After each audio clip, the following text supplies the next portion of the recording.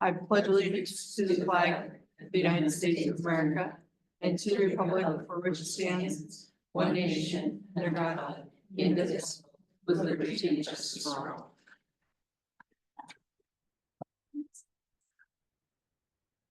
Good evening, everyone. Thanks for joining us today. If you would like to sign in to let us know you're here or to speak in front of the board, the sign-in sheet is right as you enter.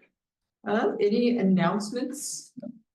Nope. See that there's no announcements. We're gonna move on to presentations. Superintendent Stuckey. Thank you very much. So I'm going to spend the next couple of minutes talking about difference makers, both for our board members and for students here in the Mount Angel School District. And I'm going to start with our board members. The Mount Angel School District is joining 196 other school districts in Oregon to celebrate January as School Board Recognition Month. Our school board members spend countless hours of unpaid time working to provide the best possible education for our students. Celebrating School Board Recognition Month is just one way to say thank you for all that you do. The Mount Angel School Board of Directors is an outstanding group of dedicated individuals who represent community needs and student success while ensuring very careful stewardship of public funds. They have the complex responsibility of maintaining the community's public schools. School board members also reinforce the principle of local control over public education, which is an important, highly valued aspect of education in Oregon and in our Mount Angel community. The Mount Angel School District staff proudly recognize the board of directors for their exemplary service as difference makers. So if you see a board member at any time, not just the month of January, please thank them for their service and their dedication to the students, the staff, and to the community. We are so appreciative of all that you do for us. Thank you.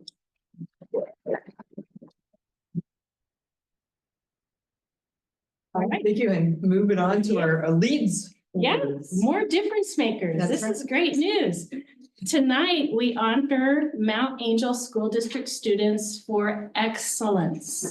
The Leads Award exemplifies the best of what our students offer to their peers, their school, and their community.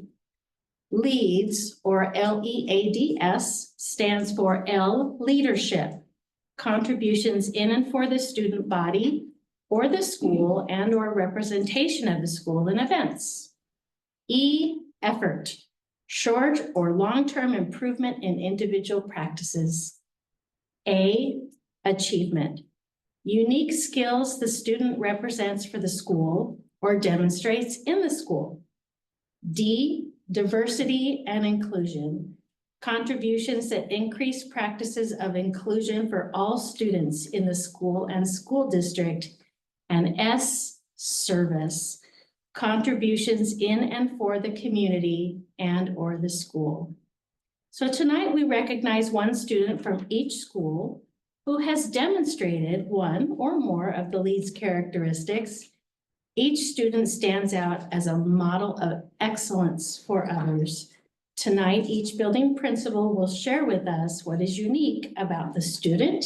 And I'd like to start with Mrs. Brendan. Ava Traeger, come on in. Stand up here with me, girl.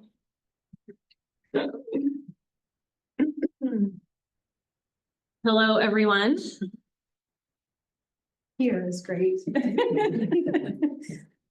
So our Leads Award winner for JFK is Ava Traeger in the year of effort. Her nominator said this about her. Ava always brings a smile to the faces around her. And even when things don't go her way, she puts a brave face on and does not complain. She's always kind and makes my day whenever I see her.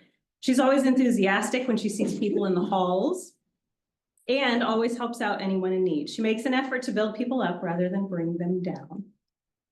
I want to add, I'm going to try not to cry through this part, that Ava and her family have taught so many of us including my own family, how important it is to stick together, lean on each other, and learn and grow together.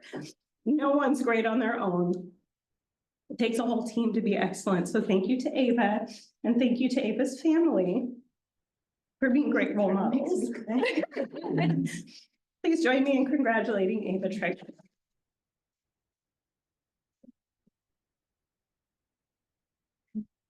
Yes.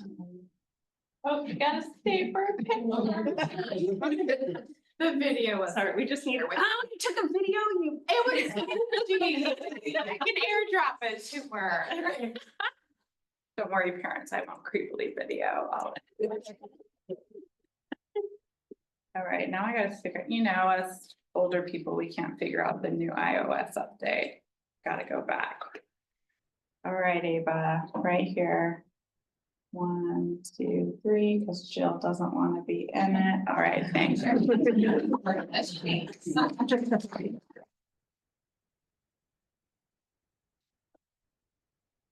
Taylor. Hang with me. All right. So this is Roland. So Roland joined us this year, his 8th grade, starting in September. A contact of mine at his prior school told me that he was a favorite of the staff and that they were sorry to see him move. I called the secretaries at his prior school just to let him know that he had landed well. And their first question is, when is your 8th grade promotion? We would like to see if we can attend. Oh. I've never had this happen. And now knowing Roland, I know why. Roland is one of the most kindest, most curious and positive students I had ever met. He has interest in welding and gardening. Yes, I have contacted Corey at the high school and we'll walk up there together for introductions and a tour, just looking to clear her calendar. Roland offers to help out in our kitchen from what I can tell almost every day. Little things like taking out cardboard to cleaning to moving boxes and restocking. Little things that make our cook smile and her day just a little better. That is what Roland does, little things, because that's who he is, and that's why he makes a difference.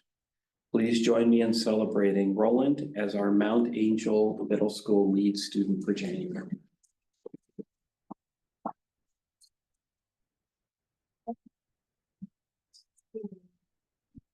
I am having a connection though.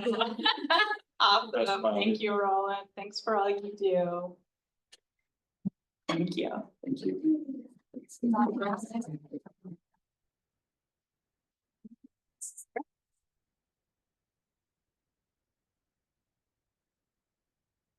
This is Aiden Usselman, everyone. Aiden, he's just a neat kid. I got to know Aiden last year. Were you new to the school last year? No, When, I was. well, I was. That was it.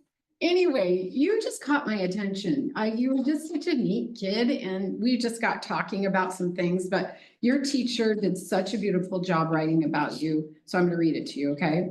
This is what, and I couldn't agree with this more. It said, I'm selecting Aiden Usselman for the Leads Award. Aiden Usselman excels in the classroom while enjoying a diverse range of hobbies outside of the classroom. He wholeheartedly invests his time and effort to complete all assignments and always accepts the challenge of working beyond the standard. Aiden is a master of origami and can be found teaching groups of classmates and younger students origami projects throughout the year. He was able to gauge the abilities of the group and adjust the difficulty level of each project. His true passion is working with carnivorous plants. I did not know this. And immersing himself in this scientific world has enriched his vocabulary. This is what your teacher says. I have never asked a 3rd grader, and what does that mean so often? In all, Aiden Usselman embodies the spirit of the Leads Award with his academic achievement, his diverse interests, and his leadership and service to others. Nice job, kid.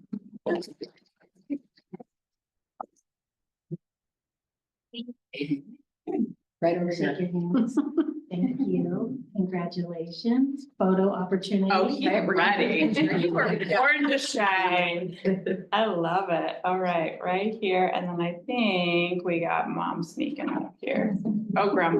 Okay. Sorry, I was in my periphery. Are we good? Young, right? All right. And I feel like service, we've got, someone giving us the example over there. Right, we have all these award winners right over here. Take a picture. Group picture.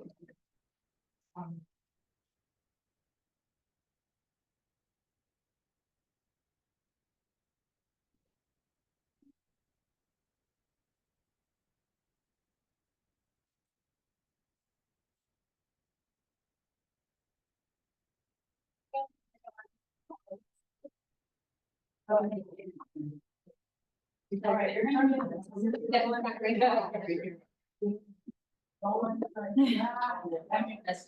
A little bit. There we go. We can stagger. Okay, we'll get it. Yeah. There we go. Awesome. Right here. One. Zero, 1, 2, 3. That's okay. I was.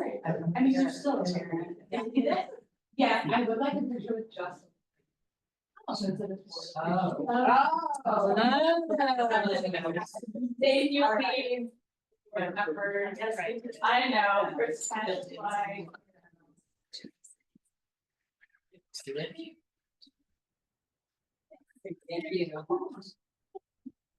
Thank you. Okay. Thank you for I mean, coming you can tonight. stay. Yeah. You're welcome to stay for more thrilling. That's all. But we understand why you might want to leave. Thank you.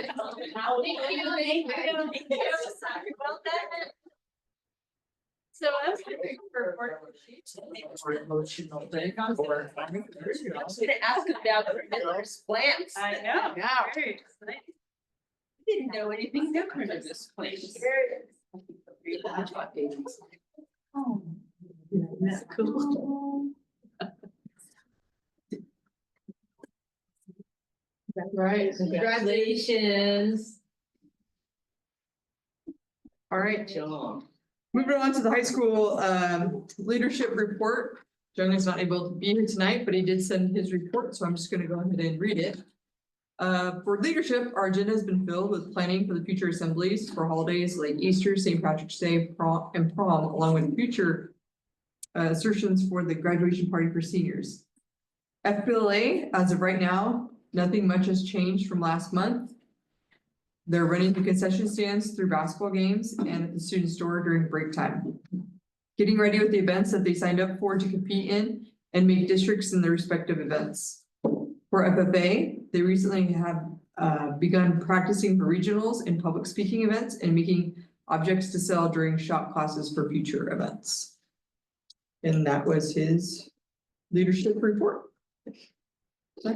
Moving on to the agenda. Looking it over, I would accept a motion to approve the agenda as is. I move that we approve the agenda as presented. Okay, I got a motion. Do I have a second? I'll second. Moved to second. Any discussion? Okay, all in favor? Aye. Passes unanimously. Moving on to the consent items. Any questions? If not, I move to approve the consent agenda as presented. okay, I got a motion and seconds. All right. All in favor? Aye. Passes unanimously. Moving on to reports, not seeing any licensed or classified reps, either in person or online. We'll be moving on to administrator reports, and we first like to welcome Director Gordon up for special services. Colleagues are graciously letting me. Go early or first? Thank you. Nice to see you all. Happy Board Appreciation Month. I'll be sure to publish your photo far and wide. That's okay. That's why we're here. I'll zoom it in. You know, I don't have the tech skills to like enhance it, so it'll be great. I really struggled of like, what do I put in academic excellence? Because as you can see, I have been doing nothing but ODE report after ODE report after ODE report. The second bullet, so like the first bullet is like, that was my December. And the second bullet is really what I am overwhelmed with right now. I did not include this part in your report. If you want a copy of this, I did photocopy this front and back. I don't know if you care to have it or not, but I'm a visual person, so I'm happy to, it's just on the back side of my report because I like visuals. This is me kind of complaining. This is me giving you my tiny little violin to play. You know, I think I've kept you in the loop about how ODE has done. So the way ODE does special education monitoring, there's obviously a whole lot of different, you know, levers that they do. But when it comes to files, there's two different sides. There's what they call indicators, where they monitor dropout and graduation rates and discipline and all kinds of things where it's like the aggregate data, and then they do file reviews. And in the past, historically, because it's based on how many students you have who have qualified for special ed, what we submit for our December census data, we've generally done 6 or 7. Well, they have changed that, and I'm giving you those numbers right here, and you can see my scribbles on that. Us, that's what that says, us. This was just my scribbles. You can't really read it. So we now have just over 100 students. So I have to review 30 files. And as you know, the special ed department is me, myself, and I. So that's a really heavy lift. Our neighbors, Silver Falls, the way like their special ed, like their census, and I met with the director there over Christmas break, and they only have to review 10 more files than us, and their obviously special ed count is quite a bit more than ours, and they have quite a few more staff. So I was like, hey, I should go back through like the training slides and look, and I was like, so a Portland Public and a Salem Kaiser only has to review 80 files, so I was feeling really sorry for myself. But it also, though, in all seriousness, also really helped kind of validate my stress of like, why am I feeling so overwhelmed by this? I'm like, because a Portland Public who only has to review 2.5 times what I'm doing has like a huge team that can do this. We are also short-staffed, a couple specialists right now who aren't able to do some of the work. And so I'm having to take on some of those responsibilities. So I just wanted to let you guys know, like, the impact of having to do so much is really big. My question is it annual? They have changed this to be it's a 3-year cycle. However, the monitoring goes on for about 1.5 years.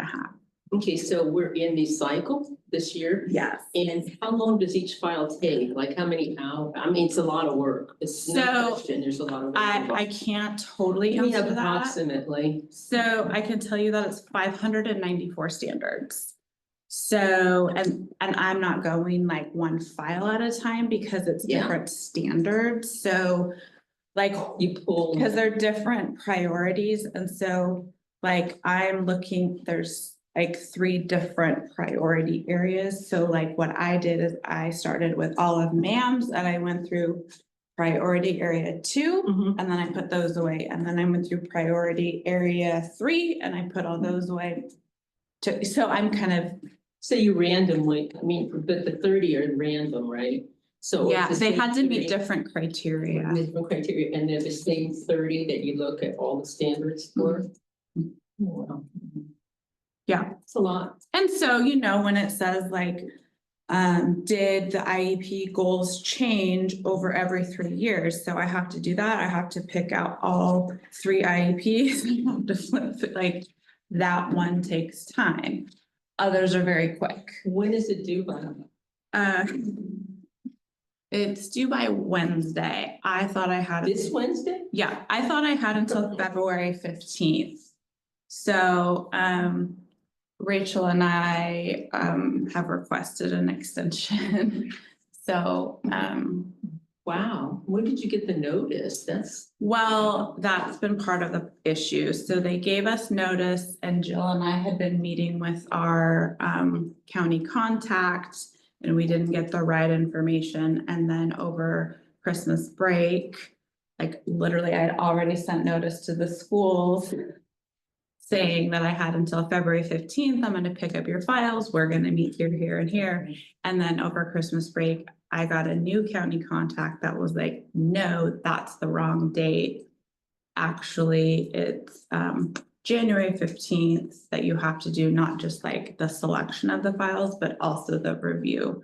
So I've really been scrambling over the last like. well, we won't be in compliance for 8 days. January 15th, but I'm sure we'll be in compliance for other stuff eventually. So, Well, we got the extension through January 31st. It Oh, was so we approved have this 2 more afternoon, weeks. so. we found out right before this meeting, Wow. letting them know like this was the situation. And I followed up this evening to be like, I haven't heard back from you. I'm doing my best. You can look in the workbook. This is what I've done. Like, I've reviewed 150 standards so far, but like, I'm. Anyway, so I'm doing my best. Just like trying to.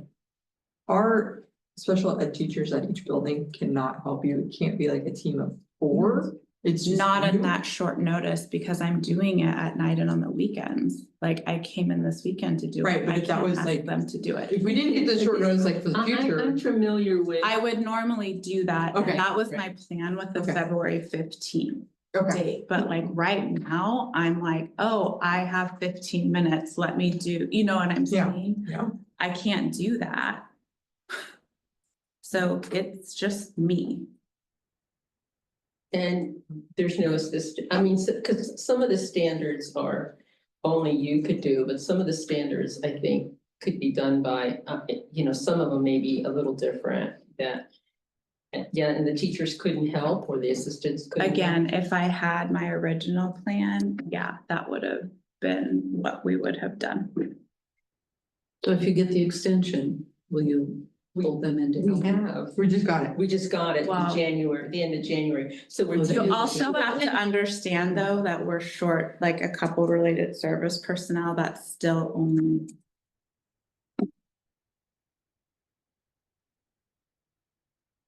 I think in a public meeting, I don't really want to get. Yeah. into Yeah. it's Yeah. the I was just gonna personnel. say, I think we're getting into like. Yeah, we're gonna get Yeah, into it. And I yeah, think we need to be I talking think we about need to. all Yeah. this. yeah, I think I can problem solve and get it done. Wow.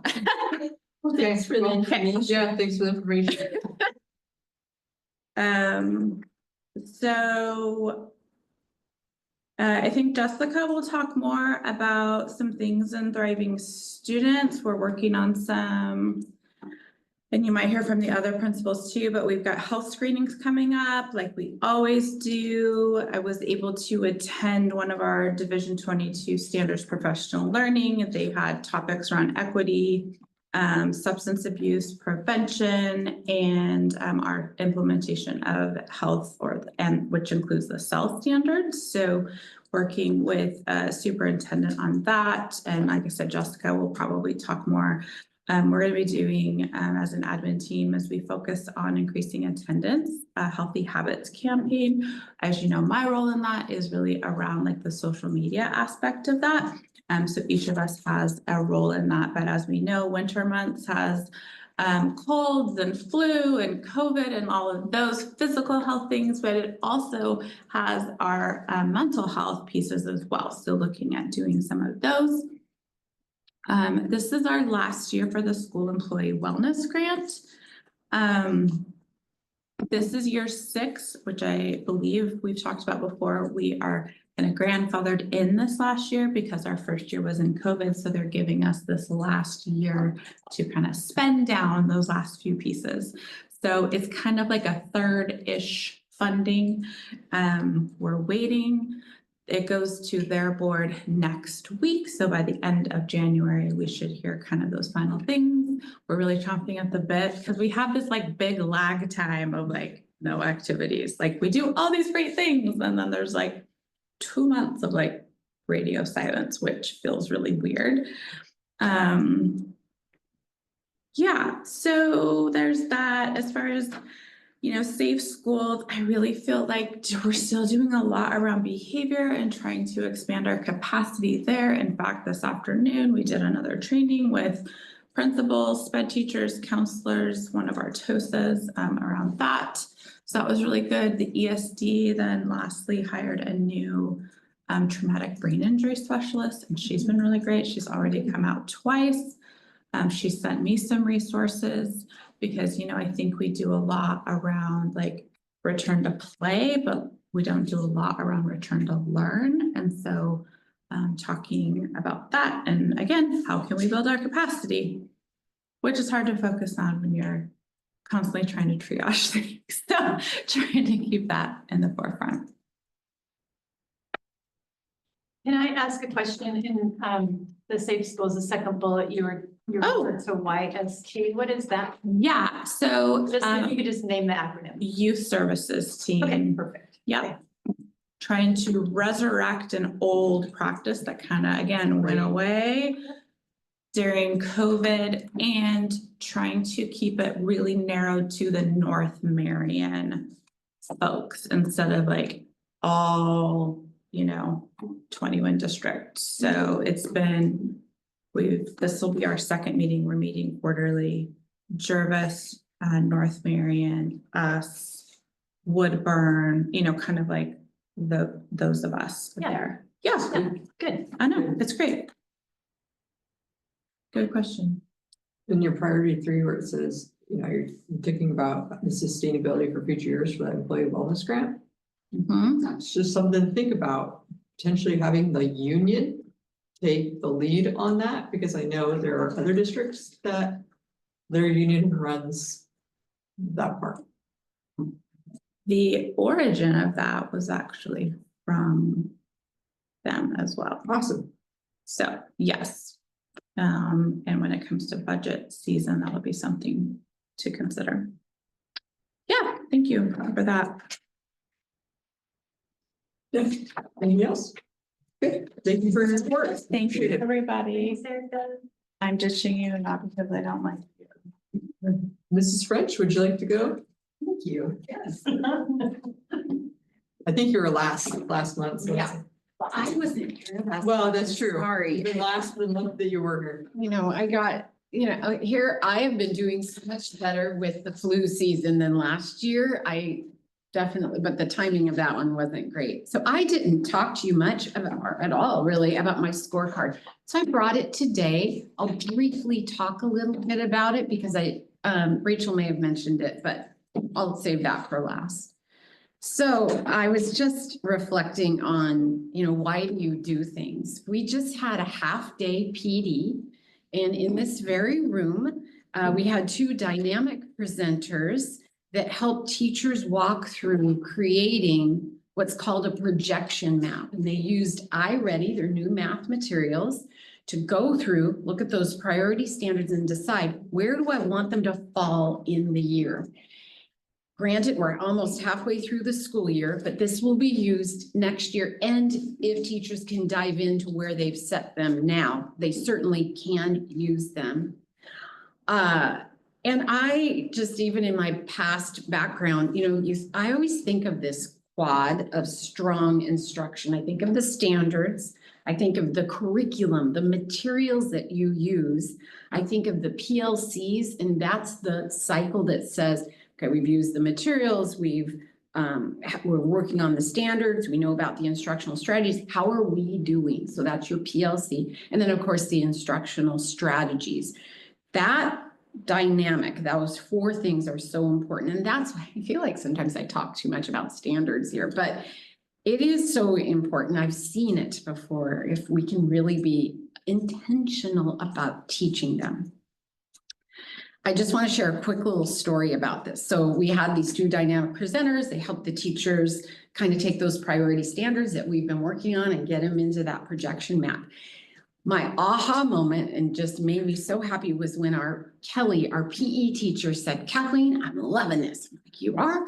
She said yes, and her and Deja, our STEAM teacher, had taken the format of edX. I had assigned them to a grade level, but they had already plugged in what they're teaching each month. But what Kelly said to me was, "Kathleen, I can help support the foundational math skills for our K-1-2, I'm sure on up as well, but we were just talking about that. I can see where it fits in my curriculum." That's why you have to just make it so explicit and obvious. I mean, everyone can make assumptions, but this to me gives you some teeth in the game. So I'll stop talking about that. But I also got all the feedback forms for these coaches, and everyone gave them the highest rating you could. 100% of the teachers did. So I'm excited. I'm gonna bring these, I have to be careful because what I'd like to do is bring these two back one more time for ELA. We already have the priority standards for ELA, but in August, if I can pull it off, I'd like these two to come back, help us make that projection map for ELA, which takes longer. It's a little more it's not as cut and dry as math is. And then I am gonna set them free, the coaches. And my expertise is building those, building the units. And that's when it's kind of the fun part. So anyway, all right, I will leave that there. I did want to make a really quick plug too. Erica said, "I don't have much to say about academic excellence." Today, we got our reports back from the PAIR assessment. I'm sure we're going to do more formalized share out of that at a different board meeting. It is so exciting and encouraging. So, and she's had a big hand in that. So I'll just leave it at that. Thriving students, let's see. Oh, our attendance team. I had them go back over all my kids that have been absent, 90, less than 90%, because our admin team went through and you kind of had to go through each kid and decide anybody that was in the red, why do you think this is? And it was a drop down menu. I could decide, is it illness? Is it mental health issue? What's going on? So I did it, but I got my team to double check my work to make sure I was on. And it is illness for us. I had 7 kids today. It wasn't a cold. It was something else. I'll go on. Yeah. Yeah. Yeah. So, we got to work on that, washing our hands. I don't know. We'll keep figuring that piece out. All right, I'm going to talk really quick about our Early Learning Hub and our partnership with them. They are wonderful. Marion County Early Learning Hub. I mention them every once in a while, but what I love most is they support early literacy. Myself and our 2 kindergarten teachers were able, free of charge, except for I did pay for their subs, to go to a PDX reading specialist. It was the science of reading. And there's this great gal, her name is Barbara Steinberg, and I knew her before, and she is also very dynamic, but she is doing work for Marion County right now. And what I loved is my 2 teachers came back and said, "Kathleen, that was a game changer." And I said, "Yes, it was." So we're going to keep going with this.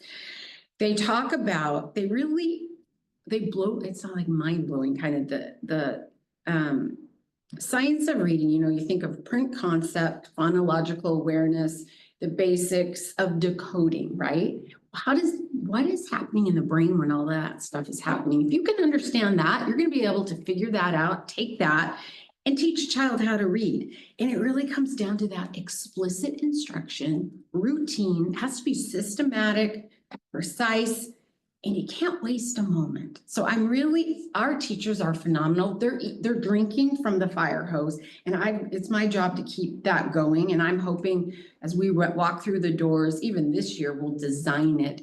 I'd like to give them some time this summer to take what we learned, because there's another session. It's not from this person, but another one about teaching kids to read in this way. And I need to give these teachers some time to process what they're learning and plan. It's hard to do it on the fly. So I'll leave that there, and you'll hear more from me about the foundation, building our program with foundational reading skills. Let's see. Okay, so so under the safe skills, I wrote, working on the relational capacity, continuing to getting to know our students and letting our students know us. That is so huge. You know what really helps with that is Avid. There's some relational capacity things that I've talked about it before that we've been doing, and we'll revisit those things. So any questions about what I've mentioned? So you mentioned the PE teacher and the big aha. What were some of the big ahas for the mapping of the other teachers in the building that they had a good session in that project? What were they? You know, a lot of the comments were just, we've been trying to do this for years and we've never, how did it happen in an afternoon? And it's because, again, you need, I don't know, I think it's really helpful when you bring somebody in that has that systematic way of doing it. They have the expertise. It does help. I mean, you could look at me and think, well, Kathleen, you could have tried to do that, but been another year. No, I'm kidding. I just know, I think you got to call out the talent and bring it in. So anyway, yeah, they're excited and it just feels good when teachers are excited about something. So the math is going well then. Yes, it's going well. I'm excited for the result. Okay, Thank you. yes, and I only printed 4. I was thinking. Thank you. I think. Well, Rachel's already said. Thank you. Okay. So my scorecard, last time, I don't think I had filled it out quite right, but Rachel and I worked on it. Yeah. So you can just see, you know, what are our goals? And I went through the strategies and I highlighted where we were. Those that are green means they've been done, but I'm really careful about one and done things. We'll read anything that's come out of those things, we will revisit. It's funny, unpack standards and establish learning targets. That'll be our next move when it comes to math. As I said about the English language proficiency pair, that pair assessment is not, so I should explain this. For English language proficiency, keep in mind that we're talking about, we want to see 14% of our ELL students demonstrate proficiency. It'll increase from the 10% to 14% or better as measured by the English language proficiency assessment, which is ELPA. Right? And so we're using the pair assessment to see if we're on track for them to pass the ELPA. So right now, the way things look, I had Will Holman, who's our ELL, kind of oversees it. He said, so right now about 8%. So it is growing and he thinks that he's predicting we'll get it to 16%. We'll grow it to 16%. But that report, that pair report was super exciting to see. So progress is being made there with language. Can you clarify, sorry, back to the first one where it says the percentage and it says AA, what is AA? Oh, at or above average. Okay, Yep, thanks. I had to think about that for a second. So, and then you'll see in the back too, the student well-being. Well, that's all I have. Any other questions? You're welcome to ask me questions at a later date too, because you haven't had time to absorb it all. So, All right. all right, Very much. thank you. Thank you. Mr. Taylor?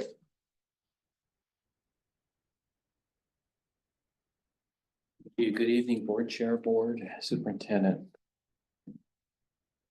So a week ago, I had an opportunity to chat with Melissa Wagner, and she is the education writer for Our Town.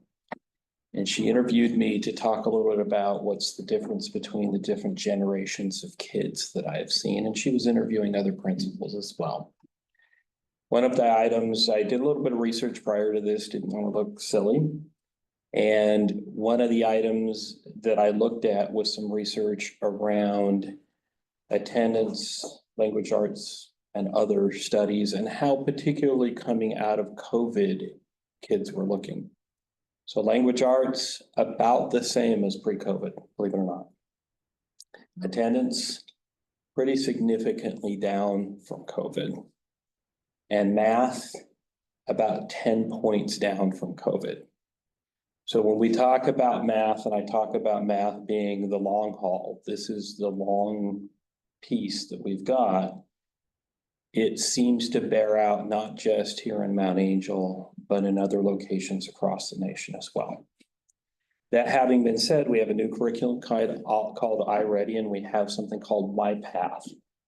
MyPath is driven off of a diagnostic that's given to students 2 or 3 times a year. That diagnostic will then identify MyPath, or the path that they need, specifically tailored to them and what they need in order to strengthen the foundations that we have. So my team has jumped right into iReady and right into MyPath. And in fact, we asked if we could give the second diagnostic in December rather than in January when it's normally given. So these statistics are actually about a month early, which is kind of cool. So 58% of students either met or exceeded their stretch goals, their on track or stretch goals. 11% of them exceeded or were on that stretch path, which is absolutely terrific. In addition to that, we've been running a competition, started a week before. I wanted to do it over winter break, started a week before. Here I can't remember what the number was, but we've now had over 700 MyPath lessons done from the week before winter break until today. That's pretty awesome. Now, where is MyPath working? Where is it not working? So we found particularly with the lower level skills, it's an absolutely fantastic tool. And it really is strengthening the foundation of kids that are in the 7th grade and really working on 1st, 2nd, 3rd grade math. And we need that to happen because you don't teach down to 1st grade. If they're in 7th grade, you have to give them 7th grade work. But this is strengthening that foundation. Where we have found, however, that MyPath isn't as strong is with kids that are either at grade level or above grade level. And we found that kids are having a little bit of a tough time connecting with it as well. Well, it's harder. Why is it harder? Where kids that are at 1st, 2nd, 3rd grade level, they are remembering things and putting pieces together. Kids that are on grade level or above, they're learning from that tool themselves. And that's without a lot of direct instruction happening. And that's why it's harder and it's taking them longer and causing a little bit of frustration. Now, do I think that this has solved a problem? I don't.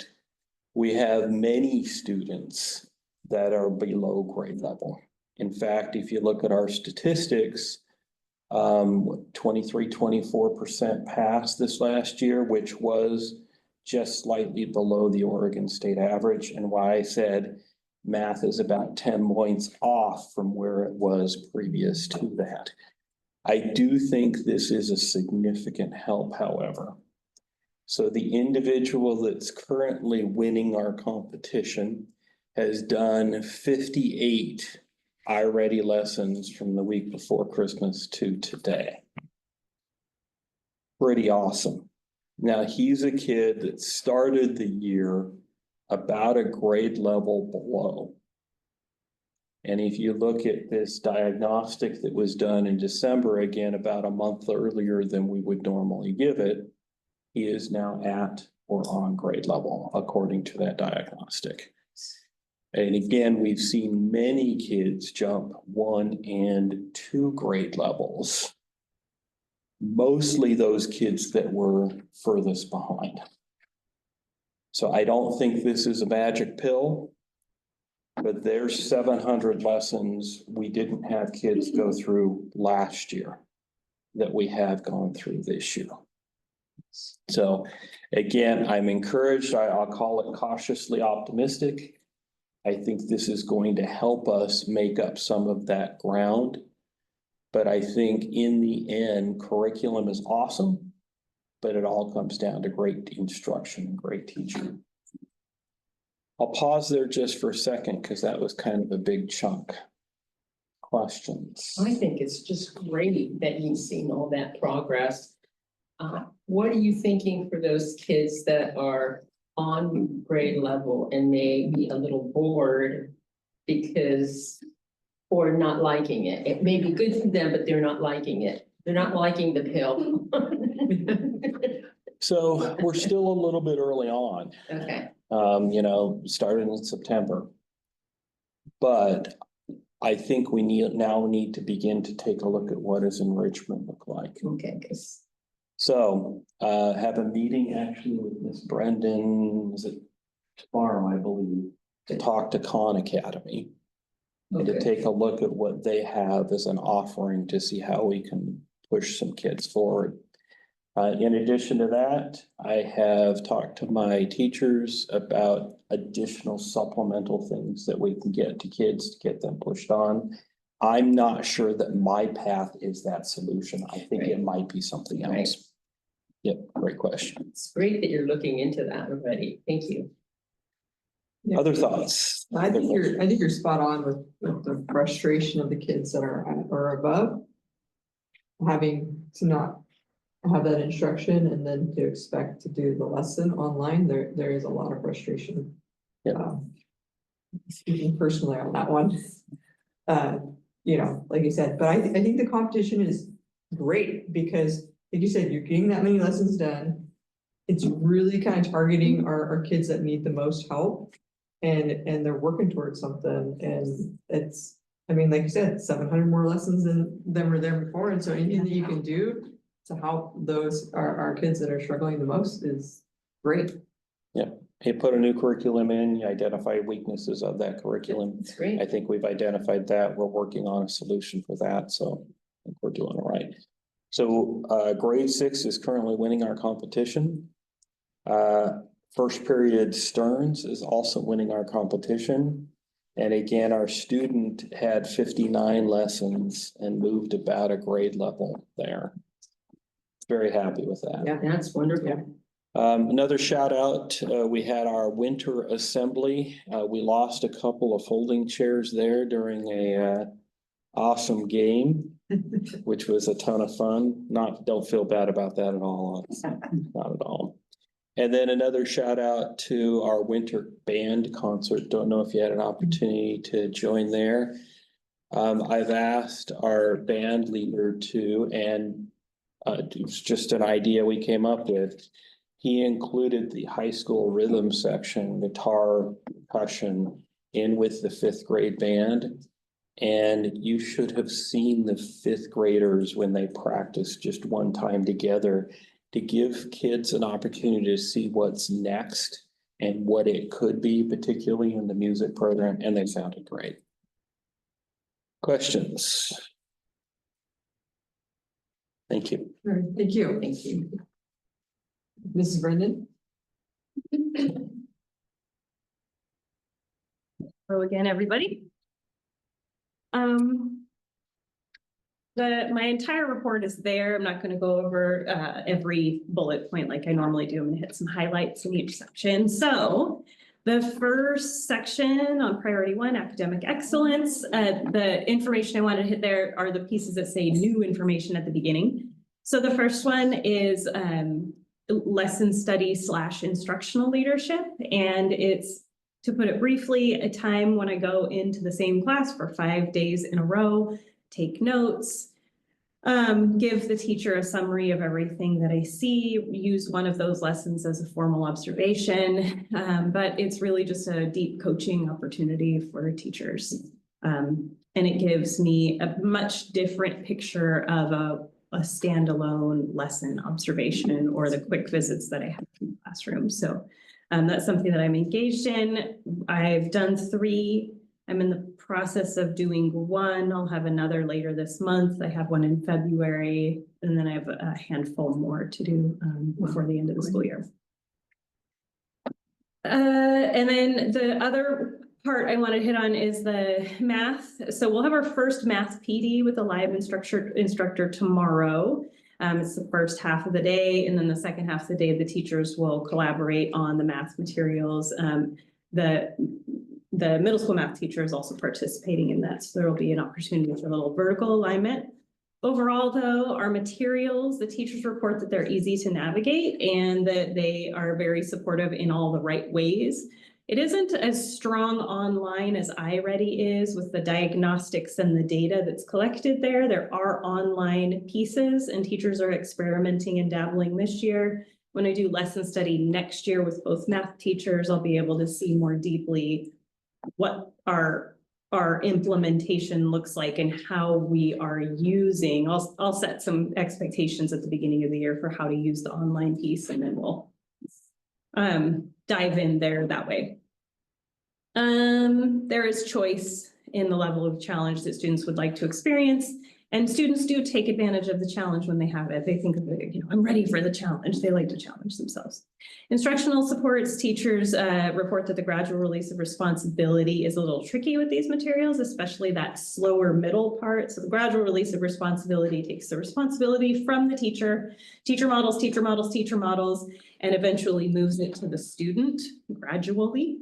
And so teachers are reporting that middle part is a little hard. It's hard to go from, the materials aren't necessarily super clear on how to start to invite students into the process and then start to hand over the responsibility. It really goes from model to independent. So, but they're figuring it out. They see some potential there. There is differentiation in the instructional materials, and that makes it easy to support students in meaningful ways, both the students who are struggling with a concept and those who need the challenge. And then assessments. Quizzes and tests are all multiple choice, and those have been done with pencil and paper and not in the Savvas system yet. I think it's not, I think it's just we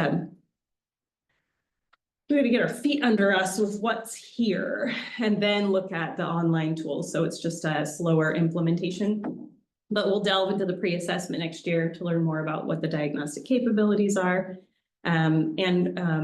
Without an in-person PD this year to really ask those deeper questions yet, without that yet, we haven't been able to ask those deeper questions and really understand how the assessment system works with the materials. So looking forward to tomorrow a lot. But good tools available on the admin side, and so that will help me support resource allocation and tiered supports. So moving into thriving students, I did want to highlight our current attendance. It's slightly less than last year. Regular attenders at 71, chronically absent at 28. Both of those are moving in they are in the wrong direction compared to where we would like them to be. So I'll keep working on those things. We are doing an admin goal setting process and plan, do, study, act process to hopefully hone in on those numbers. I'm really excited about priority 3, engaging family and community partnerships. So under new info, I am looking, Mr. Predick was sitting here and he said, the fall, he was saying, I haven't talked to you in a long time, but the fall alumni display was really, really well received. A lot of people said really nice things about it. Yeah, thank you. He said, it's so hard to get people involved in the day-to-day in high school. In elementary school, it's super easy. Yes. But it just gets a little harder. So these 3 opportunities that I have put together, I'm taking to local service organizations, nonprofits in town, just wherever people are gathered and care a lot about town. I get these in front of them. So the first one is a lunch party. And it's where we would have a guest who would come and be hosted at a lunch table every month. They would have lunch on the principal. So you go through and get a cafeteria lunch or bring your own lunch, but basically you're a visitor to a table that is hosting you. And it's just an opportunity to have lunch together, build intergenerational, cross-generational connections. And then also the opportunity is there for career networking.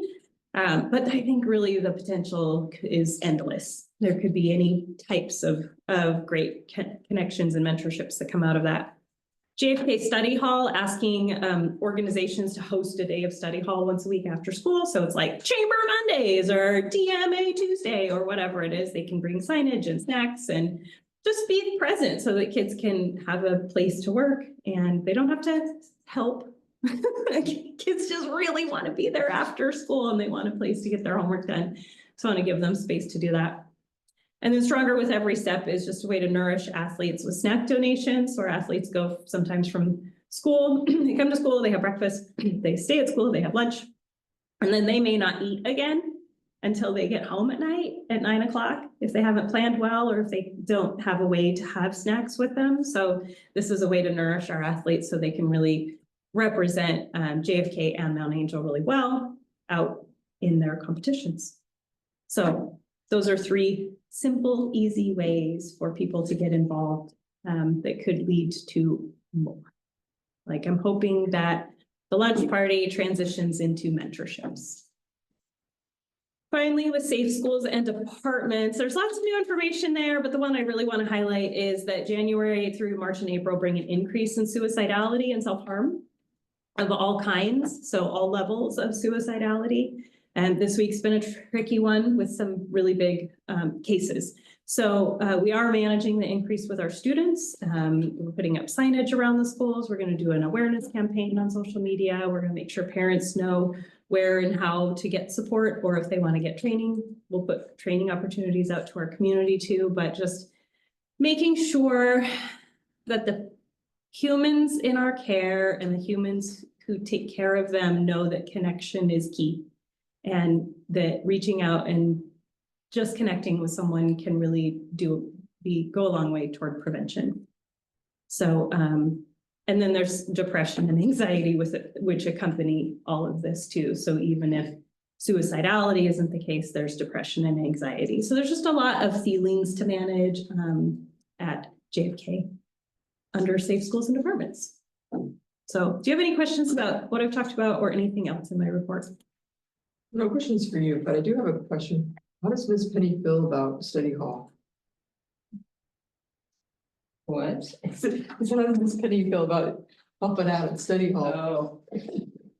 Well, did we have the fire district doing Thursday, or is that was just an example? That was an example. Okay, Yeah. do we have Not yet. organizations? Not yet. Is there a possibility, I mean, this is a brilliant idea. I love your ideas of trying to get community involved. I was wondering if you could publish that in either an Our Town article or the blue part of Mount Angel that comes out in Oh, that. yeah. You know, so more people, because Mhm. more people do get that, and I think that they may connect, because it's really great ideas. Yeah. I know you attended the chamber meeting, and is that where you presented? I've gone to Chamber, I've gone to Discover Mount Angel. There's maybe confusion. I think they had an annual meeting and didn't know I wanted to share. Anyway, Okay. I'll get back with them. I've gone to the Lions Club. I'm gonna go back to the Lions Club. I have reached out to Catholic Daughters, to Knights of Columbus, to the Fire District, to St. John Society that rents here. Connected with the towers? No, not yet. So the towers you would recommend? Well, I mean, to have lunch dates, I think the Oh. towers would be a very cool pool of Mhm. potential. Yes, Mhm. absolutely. They would Yeah. just need to get down, but they have a bus. They have the bus, yeah, you got their own transportation. Good idea, Great Management towers. ideas, wonderful ideas. yeah, Thank you. Yes. Yeah. Kind, Okay. yes. great, Anything else? no, No. All right. thank you. Thanks, everybody. Thank you. All right, Superintendent Stuckey, would you like to give the budget report? I'm gonna Tonight? give it a go. Okay. So, Christie, it's not just me, right? No, she's a little occupied right now. So first, and I'm reading Christie's notes. I could never replace Christie Bradford. So in the lunch report, there are no significant changes, and that's all that she stated. That's So great. nothing wrong with that. Moving on. And then good news with budget. moving on, she's highlighted the areas that I'm gonna talk about. First of all, current year's taxes. This is traditionally our largest month each year for collecting taxes, so it's just under $1 million. You'll see that up there. You don't have it highlighted in your packets, I don't believe. Under interest on investments, just under $20,000. This increase over last month was because our deposits went up due to the increase in tax collections and an awesome grant reimbursement. Interest rates have been dropping, so we'll start to see this revenue go down. Since July 9th, 2024, the rate has gone from 5.3 to 4.85%. And then line 2102, WESD Transit, just over $9,000 in sub costs that were paid for by grants, temporary welding teacher, and for clubs. And the total revenue for December was just over $1.6 million. So that's our revenue. In regard to expenses, line item 300 purchase services, that is very large. It's almost $200,000. And the reason for that sharp increase is that we received our student placement invoices from the WESD. So that was a big ticket to fill. And then line item 700 interfund transfers, $93,000, well, $235. This transfer is for our QZAB bond.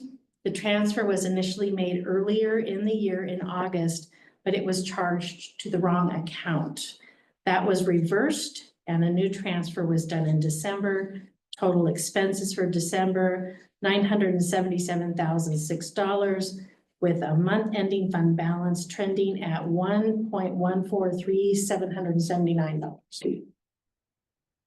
Right. And if you have questions, I can report them to Christy. Do you have questions I can record? I don't. Great report. Yeah, Okay, you did great filling.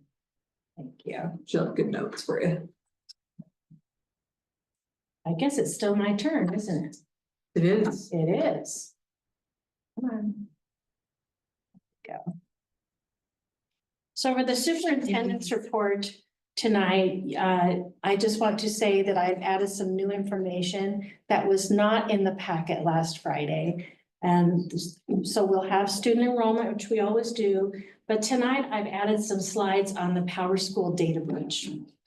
The English language arts materials adoption, a bond update, and a seismic grant preview. So starting with enrollment, transfer requests since December 5th, into Mount Angel 1 and out 0. Oops. Our total enrollment is 683, although I signed an in-district transfer request today to come into Mount Angel, so that's going to bump up by 1. That's good. 6th grader at the middle school. Any questions on that? No? All right, let's talk about this data breach. So our school district uses PowerSchool as our student information system. PowerSchool has approximately 16,000 districts that they serve and just over 50 million students. And so it's good to have that perspective because it gives some context. Hackers did successfully breach the PowerSchool student information system. PowerSchool indicates that they observed the hackers delete the information after complying with cyber extortion demands. That was their language. Today, we did receive confirmation that Mount Angel is included in the list of districts whose information was accessed. No social security numbers, either for staff or for students. Grades, yes. Attendance, addresses, yes. Phone numbers, yes. PowerSchool is working with 2 third-party companies, including CrowdStrike, who are actively monitoring the dark web for PowerSchool information activity.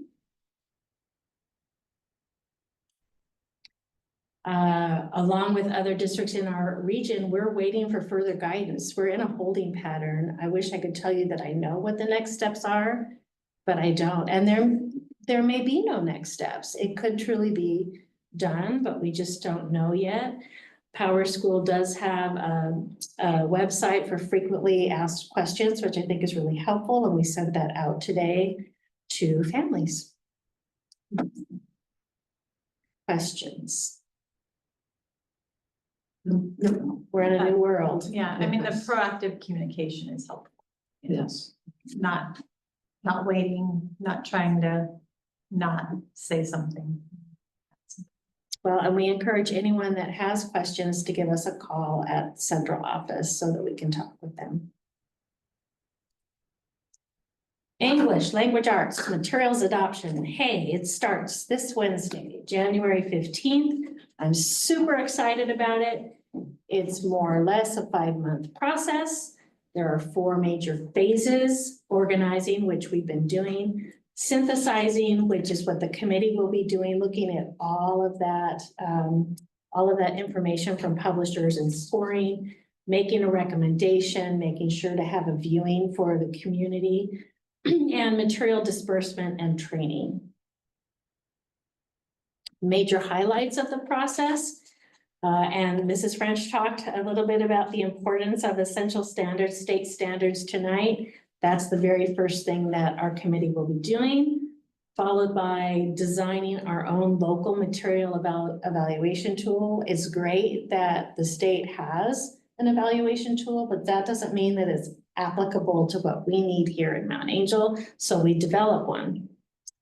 We will be conducting material review and scoring January 15th through April 2nd, almost every single Wednesday from 3:30 to 5. So it's a big commitment, and I want to say thank you in advance to everyone who has offered to be part of this process. Next steps, we're going to prioritize those results that have been scored, make a recommendation, make sure that the community has 30 days to look at the materials and ask questions. If they have questions, I want to know that so that we can respond. Present a formal recommendation to the board. Hopefully approve the adoption and the purchase of said materials, purchase them, distribute them, and the most important one of all, professional learning. I really appreciated what Mr. Taylor said tonight. He said it's really not, I don't have your words, but what you implied was that it's not about the materials, it's about really good instruction. And that's why the training is so very important. It's not about the materials, it's about what we do with them. Oops, I guess I'm done there. Any questions on that? A good process. Yeah, very thorough. All right, bond update, projects that were completed over winter break, mechanical repair scope at all 3 schools, which really involved the HVAC system. That was for the most part, and the univents at all 3 schools. Plumbing fixture replacement of VAV valves at St. Mary's. I know that has to do with HVAC. That's what I know. And roofing over 1 classroom pod at MAMS. I'm really excited about this next part because we're getting into the really good stuff with design. It's really exciting to start thinking about what it's going to look like. So for design bid build, we're right now working through the design phase. Construction and bid documents are being developed as we bless things along the way. The projects under design bid build include the safety vestibule here at St. Mary's, stormwater upgrades, which is the pond swamp area out on the playground, and replace library carpet, which is not just about replacing the carpet, but if you look, there are steel pipes that have been cut down to the flooring and things here that it could be more presentable. Yeah, you want to take a tour of that before you leave tonight, so you know. At MAMS, additional security fencing, because not all of our classrooms, some of our classrooms, people can walk right in. We're taking care of that, increasing safety and security. And then at all schools, upgrading the door hardware and minor interior improvements at each of the schools. Does the door hardware, is that like badge access to the doors? Okay. That's access control. We also have some hardware that you have to go to the outside of the door to lock it, which is not helpful in lockdown. So we're replacing all of that. Progressive design build, phase 2 development, also working through the design phase. Construction bid documents are being developed as we approve things.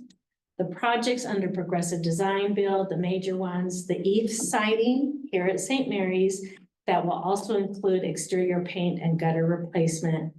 For MAM's new aluminum storefront entry doors at Classroom Pods, roof repairs, plumbing and electrical upgrades, so that staff won't have to go to the electrical panel to turn on the bathroom lights, things such as that. At JFK, 2 new restored bathrooms, replacing the windows in the library and Suite P Learning Center, plumbing and electrical upgrades there as well. And at all 3 schools, the card system that you had referred to, access control system, and updating our security system. It's really exciting once you start seeing the pictures.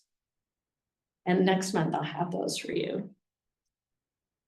Energy Trust of Oregon, we continue to reap good benefits from that. So St. Mary's estimated incentives, almost $27,000.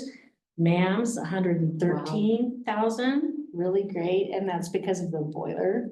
Okay, yeah. And the estimated incentives at JFK, just over 19,000. So that's been a good investment. Budget as of January 9th, you'll see that the first bar, the budget revised, is over $11 million because of interest that we've received. The bond program that is committed right now is just under 9 million and paid to date 3.2 million essentially. So we're on track with where we need to be. Does anyone have any questions about the bond? No? Okay, let's talk about seismic. Round 2, grant allocation of just over $2 million. The location is JFK High School. The projects under the grant program are to be done by September 30th, 2026. So we have some time built in. The request for proposals is open. It was published on December 18th. The timeline, there was a mandatory site walk last Thursday for all interested parties. Marty took them over to the high school to take a look at the project, the proposed projects. Deadline for questions is coming up this Wednesday. The actual RFPs are due January 24th. Scoring will take place between the 27th and 31st of January, which will lead to a short list of those who we will invite back for interviews on February 4th. Intent to award February 7th, and the protest period 7 days from the intent to award. So we're moving very quickly now. So here's a preview. It's an aerial view of JFK, and B in orange is where that seismic retrofit is going to take place. They're calling that the classroom addition. That was an addition that was added to JFK in 1966. The reason that they're choosing that one, even though there are other areas in the building that don't necessarily have retrofit, the reason they're choosing B is because it adjoins the gym. And if there were an emergency and shelter were needed, that would be the most helpful for the community. So that's why B was chosen. Does that make sense? Mhm. Okay. Some other views of that. West elevation and northwest elevation. Why would we do this? Well, one, the money's free for us, so that's a good thing. But these are a few of the deficiencies that were found in the report that was submitted to ODE. We have unbraced and unanchored safety systems. We have windows above that are not laminated, so they can just shatter in an earthquake. High-level objects and tall equipment that are not braced. Unreinforced beams, girders, and trusses that need secondary column support. And concrete and masonry walls that are not anchored for out-of-plane forces, they call it. So those are the reasons why. And more information to come for sure. Any questions that I can answer for you? Nope, Okay, we're good. thank you. All right, thank you, Superintendent Sucky. Any board member reports tonight? Nope. Okay, moving on to public forum, seeing nobody online or in person. Moving right along, action items, we have none this evening. Discussion items, election reminder, so we have 3 positions that are expiring in May. And the filing opens on February 8th and it closes on March 20th. It is not currently updated on the Marion Elections website, but you can find it on Oregon Secretary of State website under the forms. It's SEL 190 is the candidate filing form for that. Okay, board policy, first reading. We have quite a few. You do. We're so The, proud of ourselves. the policy committee has Yeah. been working very, very hard. You're busy. Here's the good news, there are many, but the modifications are fairly straightforward. And so that's why we were able to go through those pretty rapidly. So the first section is all about health services. It's all of the policy and deletions are in the order that's on the blue sheet. Okay, So they should correspond very nicely. So we have 7 deletes that are because of the revisions to Oregon Administrative Rule, which now means that every school district is required to have a written prevention-oriented health services plan for every student. That one plan is going to cover all of the things that are deleted, and that's why they're being deleted. And we have all those deletions. And then we have, taking me a bit to track too, we have a new policy, a new written policy for EBBA.